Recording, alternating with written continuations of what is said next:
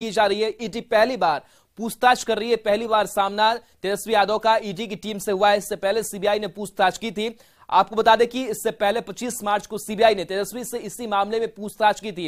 इसी मामले में ईडी ने तेजस्वी की बड़ी बहन और आरजेडी सांसद मीसा भारती से भी करीब 7 घंटे तक पूछताछ की थी। नौकरी के बदले जमीन मामले में सीबीआई और ईडी के अधिकारी लालू प्रसाद और राबड़ी देवी से भी पूछताछ कर चुके हैं। हालांकि इस केस में तेजस्वी यादव का नाम एफआईआर में नहीं दर्ज है। जांच एजेंसी के सूत्रों के मुताबिक इस मामले की तफ्तीश के दौरान, सर्च ऑपरेशन के दौरान कई महत्वपूर्ण सबूत और दस्तावेज को जब्त किया गया था।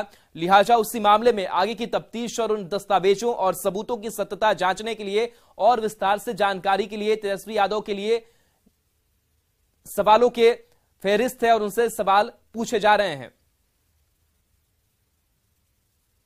देखिए, ये ईडी की कार्रवाई नहीं है। ये भारतीय जनता पार्टी अपने जो उनके जो गिरते हुए जो उनकी स्वास्थ्य है, उनकी पार्टी का स्वास्थ्य, उस गिरते स्वास्थ्य को परेशान होकर के झंझाट में इस तरह की कार्रवाई करने का काम कर रही है। और मैं बार बार कहते रहा हूं कि सत्य कभी पराजित नहीं होता, परेशान हो सकता है, ये परेशानियां हो सकती है, लेकिन भारतीय जनता पार्टी देश से अब समाप्त हो चुकी है। अब वो इसी सब तरह की क्रिया करके वो चाहते कि जनता में भ्रम पैदा करना, उनका कुछ होने वाला नहीं है। जांच का नाम ही दिया गया है लैंड फॉर जॉब। रेलवे ने आज तक माना ही कि मेरे यहाँ कोई करप्शन हुआ। उसके लीगल विंग ने आज तक नहीं माना कि मेरे यहाँ करप्शन हुआ। तत्कालीन प्रधानमंत्री के समय, मनमोहन सिंह जी के समय, ये बातें खत्म हो चुकी थी, लेकिन पॉलिटिकल मैंडेट काम कर रही है।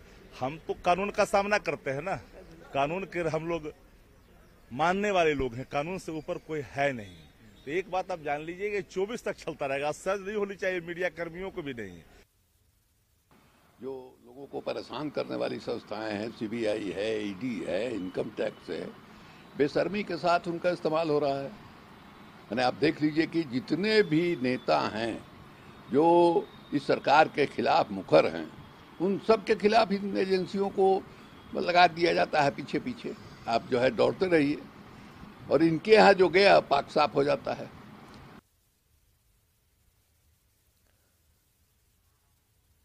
और इस पूरी खबर पर शंकर आनंद हमारे साथ जुड़े हुए हैं। शंकर, ईडी से पहली बार सामना लैंड फॉर जॉब स्कैम मामले में तेजस्वी यादव का किस तरीके के सवाल पूछे जा रहे हैं? अंदर खाने से अब तक क्या कुछ जानकारी निकलकर सामने आ पाई है?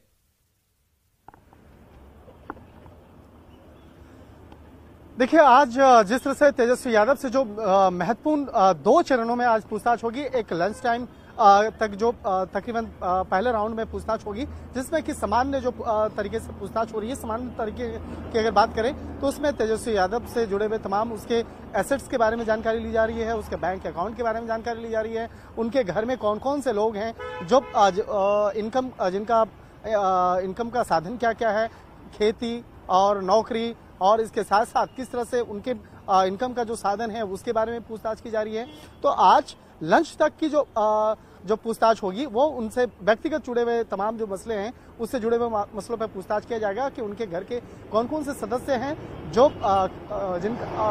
उनका पैसा कमाने का साधन क्या है, पहले ये पूछा जाएगा। उसके बाद उनके जो एग्रीकल्चर लैंड या कॉमर्शियल लैंड क्या है, कहाँ है, उसके बारे में पूछताछ की जाएगी। और ये पूछताछ की प्रक्रिया आज 6 से 7 बजे तक चलेगी। हालांकि दोपहर में 1 घंटे का लंच ब्रेक होगा। उसके बाद लंच ब्रेक के बाद फिर से पूछताछ की प्रक्रिया शुरू होगी।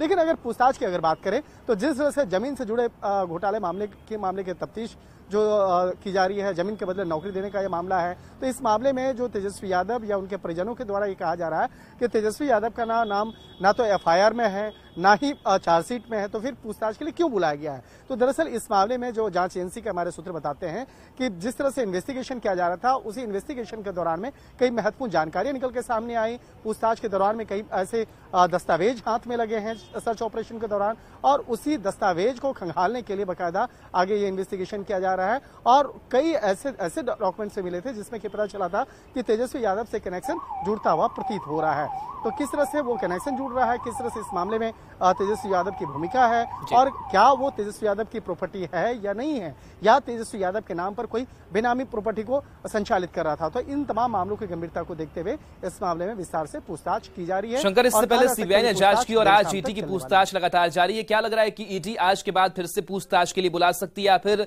कानूनी पचड़ों की अगर बात करें तो क्या तेजस्वी यादव उसमें और फंसते हुए नजर आएंगे अगर कुछ पुख्ता सबूत मिलते हैं जिसकी जानकारी ईडी लेना चाह रही है?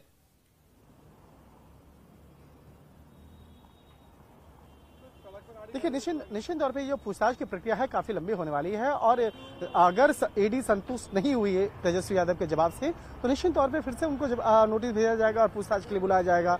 और जिस तरह से अगर देखा जाए कि इस मामले में अब तक लालू प्रसाद यादव से पूछताछ हो चुकी है, राबड़ी देवी से पूछताछ हो चुकी है, मीसा भारती से पूछताछ हो चुकी है और 25 मार्च को तेजस्वी यादव के साथ साथ मीसा भारती से भी पूछताछ की गई थी और घंटों पूछताछ की गई थी। तो यहाँ पर देखा गया था सीबीआई के पूछताछ के दौरान में कि जांच एजेंसी संतुष्ट नहीं थी।